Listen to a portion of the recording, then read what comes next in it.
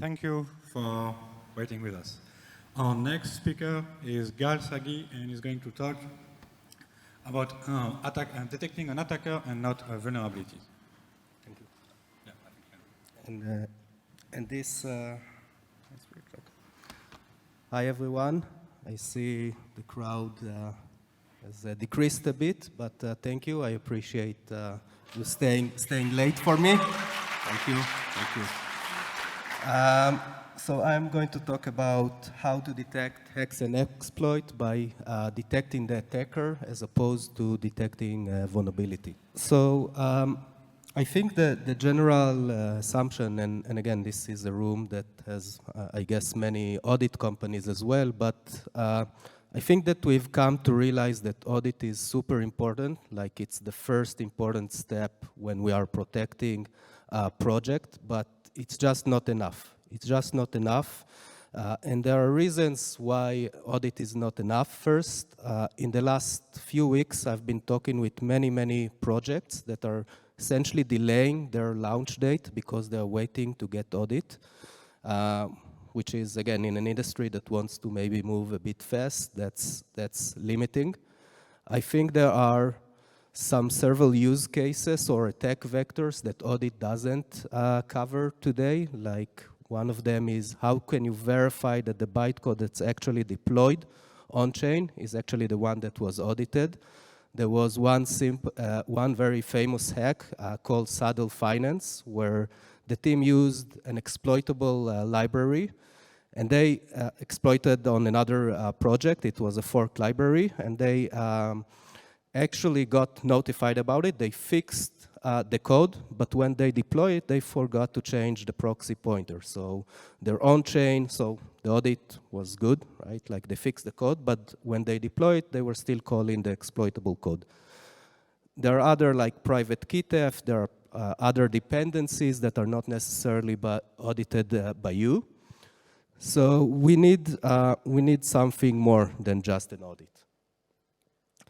And I talked a bit about it in the panel today earlier. Security, when you look at any other industry, security is usually a layered approach. You don't just take one solution, but you take a variety of solutions, and you need to think about it when you allocate budgets, but you need to think about security as an holistic thing that uses layers and different solutions. It could be using more than one vendor. It could be using a bug bounty. It could use a real-time monitoring system.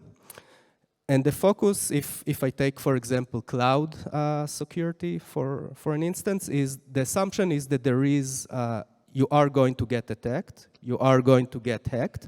And a lot of the focus and the budgets in cloud security, for example, are around how do I eliminate the blast radius, and how do I detect the attack as soon as possible in order to mitigate the risk? And what we try to do is what is the equivalent of that thinking in Web3? And the thing that we started thinking about was that if we take all the blockchains and all the bridges that are connecting them, and we treat that as one big infrastructure, and then all the apps and the protocols that are deployed on top of this infrastructure, can we find signals that will indicate to us that there is an attack going to come before there is a big impact on the protocol? And we try to investigate and understand if this is a correct assumption. And I think that the results that we found were very promising, because we found there are tens of different signals that can essentially detect an attack before it happens and hopefully prevent it. And one of these examples of these vectors, and these vectors could be from on-chain data, they could be from off-chain data, but one of these examples that is maybe less proprietary and more common today when you're talking with monitoring companies is basically detecting a lot of the attacks are happening when the attacker deploy a smart contract, and that smart contract is actually the attack code. And there is a gap today between the deployment of that contract and the actually trigger of the attack. And there are reasons, by the way, why there is this gap. I'll not get into it.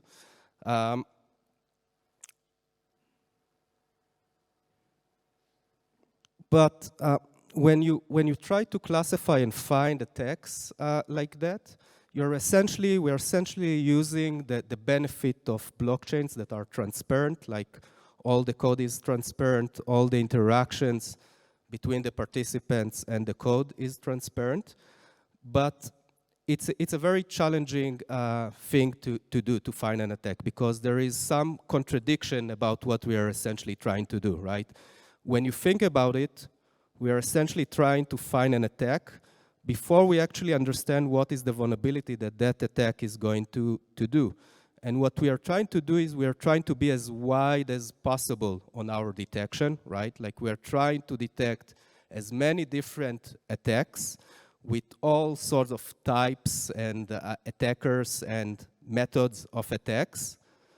But on the other hand, we are trying to be very narrow on the accuracy, right? Like we want to decrease the false positive of saying there is an attack when there isn't one.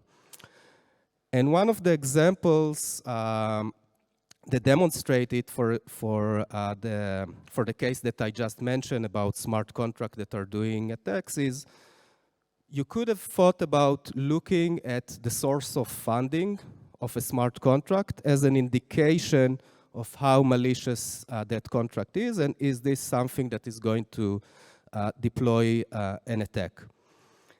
And if you would have done that, you would actually do something that is not optimal. It's not optimal on two areas. First, you would actually overfit, and it doesn't matter if it's a model or it's a rule-based system, you'd overfit and give too much weight to this parameter, right? Like, and what will happen is that you'll miss a lot of attacks that are not actually happening with this method.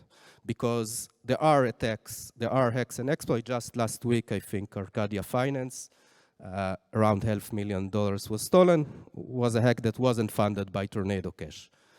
So you're losing and you're not detecting as wide as you want. And on the other hand, you are essentially creating a lot of false positive to the system because, and this is debatable or not, if contracts that are funded by Tornado Cash are legitimate or not, but not all of them are, or maybe a lot of them are not actually doing an attacks, right? So if you want to connect these two automated processes, again, there are a lot of cases that you don't really want to trigger that automated process.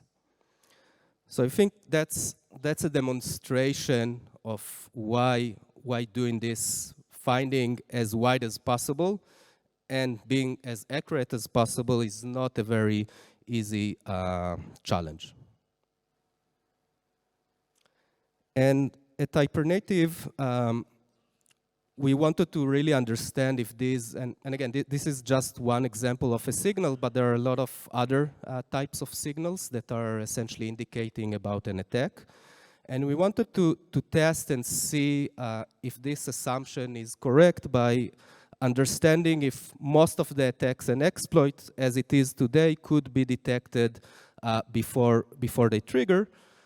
And I think the interesting thing that we found, and we ran historically, like we ran all the transaction on Ethereum since Genesis, essentially through the system without actually knowing past information. And we found out that around 98% of the hacks and exploits that happened historically could have been detected at least several minutes before the first hack transaction. So very promising results, and of course, if there are the right prevention methods, we could have applied them in this case. So I think I don't have enough time, so thank you all.